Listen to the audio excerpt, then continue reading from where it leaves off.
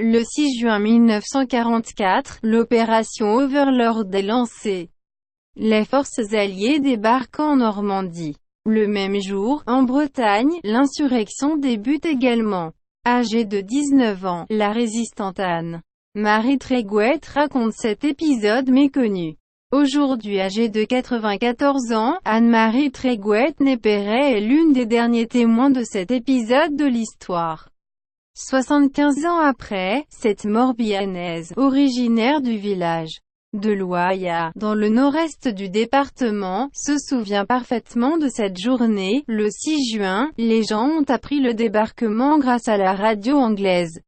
Une nouvelle pareille, ça a couru les rues, se souvient-elle. J'étais chez mon oncle. Il avait encore du champagne. Il a débouché une bouteille, mais la joie laisse bien vite place à l'action. J'avais hâte de m'engager dans la résistance. Depuis plusieurs mois, Anne-Marie et son oncle, Ange Mounier, un transporteur local, ont déjà rejoint la résistance. La jeune fille, qui n'est alors âgée que de 19 ans, fait du renseignement, institutrice au lycée du Sacré-Cœur de Ploërmel, alors occupé par des soldats allemands. Elle est en excellente position pour observer leurs allées et venues. J'ai été recrutée à la fin de l'année 1943. J'avais hâte de m'engager dans la résistance. Dans ma famille, on ne pouvait pas voir les Allemands. On n'avait qu'une envie, c'est qu'ils s'en aillent, explique-t-elle avec un regard toujours très déterminé. Cela courait dans tous les sens. Anne-Marie Trégouët est là pour les accueillir. Dès le 6 juin, elle arrive au maquis de Saint-Marcel. L'effervescence est palpable. Il arrive des gens de partout et tout le temps, décrit l'ancienne résistante. Je commence par leur faire la cuisine. On est employé à plein temps sur le maquis. Les parachutages vont commencer tout de suite. Durant la nuit, on raccompagnait à la ferme les parachutistes qui avaient été largués. C'était formidable, on n'avait jamais vu ça. Le 12 juin, elle est chargée par son oncle de récupérer des grenades du côté de Ploërmel. Elle les cache au milieu de sacoches remplies de légumes. Sur la route, elle tombe nez à nez avec une patrouille allemande. J'avais une carte d'identité qui datait de mon brevet.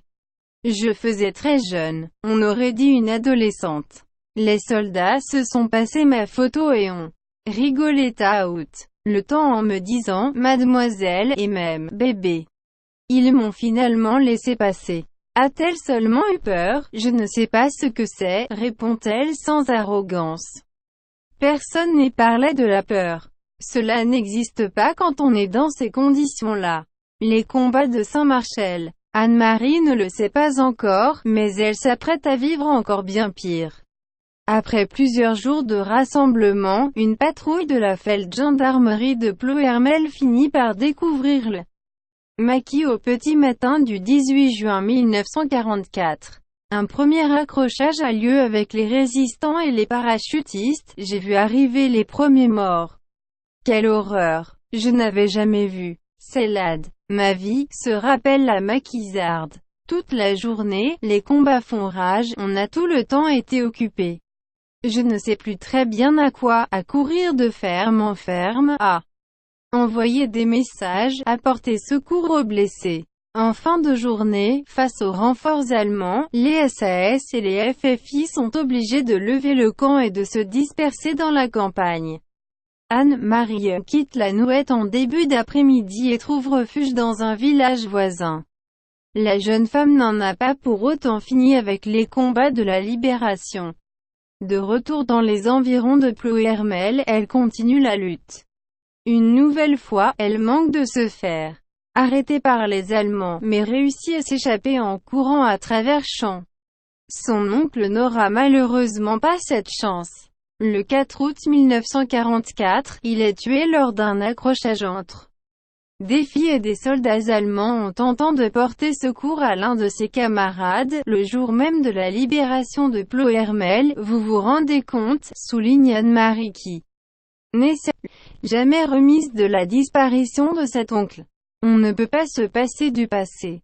Quelques décennies plus tard, elle se désole cependant de voir cette mémoire s'évanouir. Les gens oublient, regrettent l'ancienne résistante. Nous avons eu 75 ans sans guerre. Alors qu'auparavant, on en avait tous les 20 ans. Les gens pourraient être reconnaissants envers ceux qui ont gagné ce temps. À l'occasion des commémorations, elle espère que certains se réveilleront. C'est l'histoire qui nous conduit et qui gère notre existence. On ne peut pas se passer du passé. Il y a un proverbe en patois qui dit « Ce n'est pas aux petits de Montréal le chemin, c'est aux aînés », conclut-elle avec son petit accent chantant. Aussi sur MSN 75e anniversaire du débarquement, l'arrivée des troupes anglaises et canadiennes.